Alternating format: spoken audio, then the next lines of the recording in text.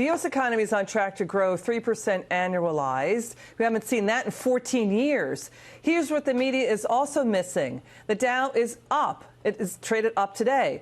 And when they warn about recession here, the U.S. economy is a gigantic $21 trillion. The U.S. imports about $3 trillion, $522 billion of that from China. Even Goldman Sachs former CEO Lloyd Blankfein says the hurt will come to China because manufacturers could move their factories out of China to elsewhere in Asia and more. Joining me now is California Congressman. He is Judiciary Committee member. He's Tom McClintock. Great to see you, sir. Great to be on, Liz. Thanks for having me. You worried that recession's around the corner?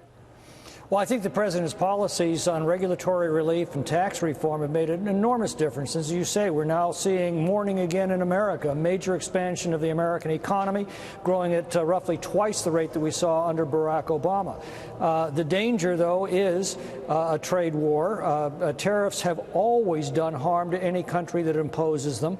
But in the president's defense, he's made it very clear that his ultimate objective in all of this is trade relationship with zero tariffs, zero subsidies, and zero non-tariff barriers, free trade.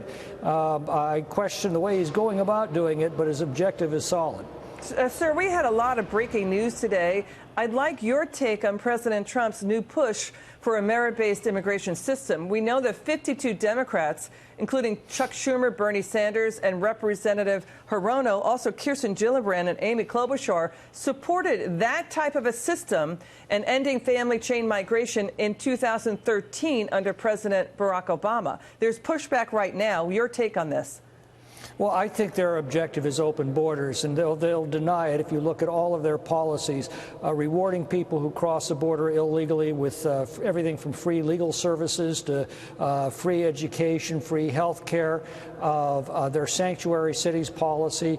You look at all of the Democratic approaches to illegal immigration. They want open borders because it suits their political agenda. So it doesn't surprise me that they've done an about-face on the kind of reforms that the president is proposing, which is to again, ask that people who come to this country bring with them something that they can contribute to this country. There's a potential the president could make a speech about this tomorrow.